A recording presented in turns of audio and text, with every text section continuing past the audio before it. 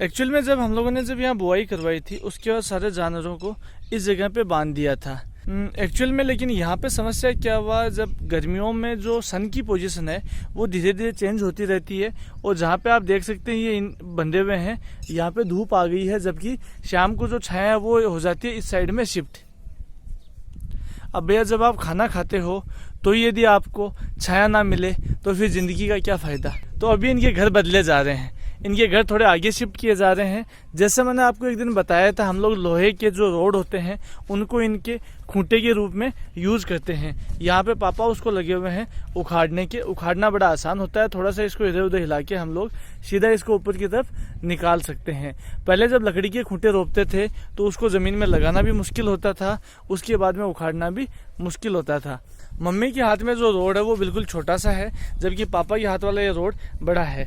यानी ये है बड़े वाले जानवरों के लिए, जबकि वो है छोटे जूनियर जानवरों के लिए। इसको ज़मीन में रोपना भी बड़ा आसान होता है। यहाँ पे आप देख सकते हैं बड़ी आसानी से ऊपर से थोड़े से ठोकते हैं तो ये लग जाता है।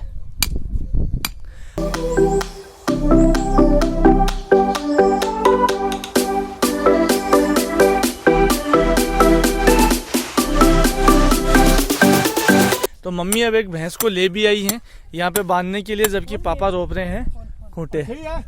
भैंस भी देखो थोड़ा बहुत नखरे कर रही है, नए घर में किसी का मन लगता ही कहाँ है। वो भी सोच रही है कि मुझे आज कहाँ ले आए हैं। अभी यहाँ पे वो जो 2 गज की दूरी है वो भी मेंटेन की जा रही है। आप यहाँ देख सकते हैं जितने भी हमने खूंटे रोपे हैं वो सारे दूर दूर हैं, सब जानवरों को दूर दूर बिठाते हैं।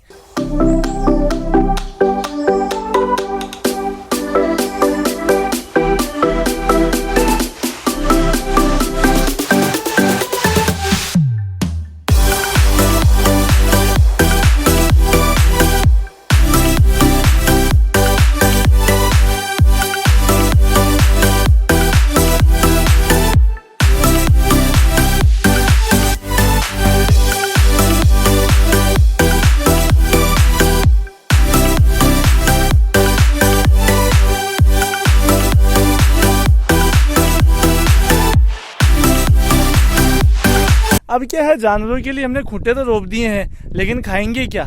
इसके लिए जो इनकी थालियां हैं वो भी लाना ज़रूरी है। या पापा उनकी थाली को कैरी करके लेके आ रहे हैं। ये बेसिकली पहले एक ज़माना होता था जब जानवरों के खाने के जो ये ठाण है ये लकड़ी के बने होते थे। लकड़ी के तो शायद अब कहीं है भी नहीं, एक भी नहीं है।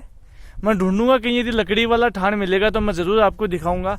उसके बाद ये इस टाइप के जो सीमेंट के ठाण हैं ये आए थे, लेकिन सीमेंट वालों में काफ़ी वजन होता था, इधर उधर खिसकाने में दिक्कत होती थी। तो हम तो इनको क्या कहते हैं, टेम्परेरी पानी के लिए यूज़ करते हैं। कुछ कुछ हैं जिनमें अभी भी हम जानवरों को भूसा डालते हैं। जबकि इसके बाद जो मॉडर्न आए हैं वो हैं ये रबड़ के।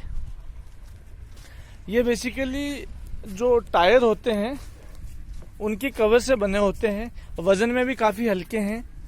कई जो जानवर तेज़ होते हैं वो तो इसको अपने सींगों में डाल के घुमाने लग जाते हैं, लेकिन जब भूख लगती है तो शांति से इनमें खाना भी खा लेते हैं।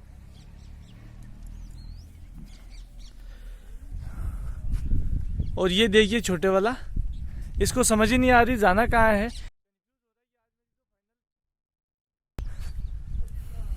मुझे लग रहा है यहाँ है कुछ ज़्यादा स्पेशल चीज़। सारे जानवर जाके उसी के ऊपर अपना मुंह लगा के सूंघते हैं कि इधर है क्या। अभी आगे पहुंच गया, इसको खूंटा दिख रहा है, चूज कर रहा है कि मुझे कहाँ पे रहना है। हमारे पास ये 2 भैंसें हैं, एक उधर बांधी हुई है, दूसरी को भी मम्मी लेके जा रही हैं, जबकि एक गाय है, वो भी देशी नहीं है। अभी आप जानवरों की आवाज़ सुन रहे होंगे, इनके बीच में टॉक्स चल रही हैं कि भैया क्या वजह है, आज हम लोगों को हमारे पुराने स्थान पे क्यों नहीं बांधा जा रहा। ये अपनी लैंग्वेज में कर रहे हैं बात, जबकि मम्मी है बेफिक्र जो बस अपने काम में लगी हुई हैं, इनकी बातों पे ध्यान दे ही नहीं रही हैं। ये वाले जो मैंने आपको बताया था जो सीमेंट वाले थे वो कुछ कुछ जो छोटे थे उनको हम लोग यूज़ अब भी करते हैं। इनके साथ क्या होता है, इनको कैरी कैसे करना होता है, वज़न इनको उठा के चलने में तो बहुत ज़्यादा बोझ लगता है, इसलिए हम लोग इनको ज़मीन के सहारे घुमा के ले जाते हैं। यहाँ पे आप देख सकते हैं पापा इसको बड़ी आसानी से घुमा के ले आए हैं। यहाँ पे इन्होंने इसके बाद इसको रख भी दिया। इनमें सावधानी बहुत ज़्यादा बरतनी पड़ती थी क्योंकि ये सीमेंट के बने हुए थे, इनकी टूटने की रिस्क बहुत ज़्यादा थी। और ये देखिए, ये भैंस को जब नई मिट्टी मिली तो ये कर क्या रही है, ये इसमें नया खेल खेलने के लगी हुई है क्योंकि यहाँ पे बिल्कुल फ्रेश मिट्टी, उधर वाली मिट्टी तो इनके खुद के खड़े रहने से बिल्कुल पक गई थी। यहाँ पे इसको ताज़ा ताज़ा मिट्टी मिली है तो ये मिट्टी में खेलने के लगी हुई है, यानी इसका भी खेलने का मूड हो रहा है। इवनिंग का टाइम है, 5 बजे 6 बजे अपना भी हॉस्टल में स्पोर्ट्स का टाइम होता था।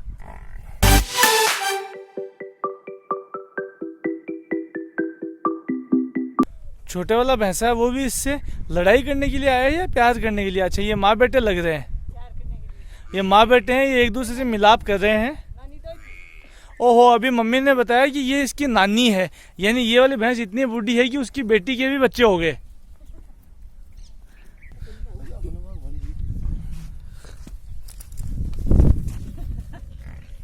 ये एक को खोला तो पता नहीं इसके साथ क्या करंट लगाए, देखो कहाँ जा रहा है भागते हुए। अल्लो, लगता है रास्ता भूल गई थी, वापस आ रही है।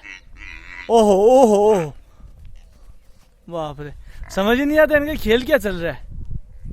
मतलब जानवरों के साथ यदि आप कुछ देर बैठो तो यदि दिमाग में कुछ टेंशन चल रही हो तो वो भी मूड फ्रेश हो सकता है। एक्चुअली उसके साथ हुआ क्या था, यहाँ पर ये उसका दोस्त है।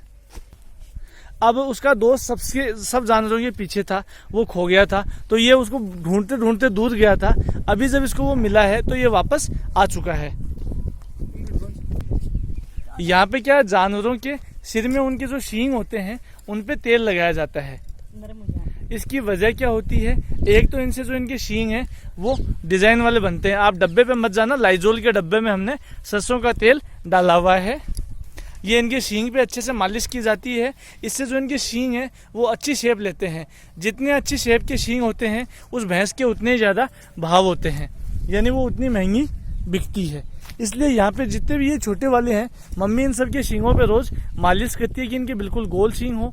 जितने सींग ऊपर की साइड कर्व लेके रहेंगे, सॉफ्ट रहेंगे, वो उतनी सुंदर दिखेगी। जानवरों में ना केवल दूध के पैसे होते हैं बल्कि उनकी सुंदरता का भी मोल होता है। इसीलिए मम्मी इस चीज़ की मेहनत करने की लगी हुई है। ये जो छोटी छोटी हैं ये 3 साल में बिल्कुल भैंस बन के तैयार हो जाती हैं, जिनके बाद हम लोग इनको बेचते हैं। ये भी बेसिकली एक बिजनेस का पार्ट है। यहाँ मम्मी ने ये जो छोटी वाली है, इसके सींग उगे भी नहीं है, उससे पहले ही अपना प्रोग्राम चालू कर दिया है। वाह, इसने कर दिया कमाल। तो यह मम्मी सबके सींगों पे ये मालिश करने की लगी हुई हैं। जो बड़े वाले उनके सींग तो ओके हो चुके हैं, उनके सर में ही तेल लगा दिया जाता है जिनसे कि खुजली ना आए। अभी यहाँ पे सारे जानवरों को नई जगह बांध दिया गया है, सब कुछ खाने में बिजी हो गए हैं, जबकि यहाँ पे ये जो छोटे वाला है ये अभी भी अपनी माँ के आसपास उसको परेशान कर रहा है, अपनी सीट पे जा नहीं रहा है।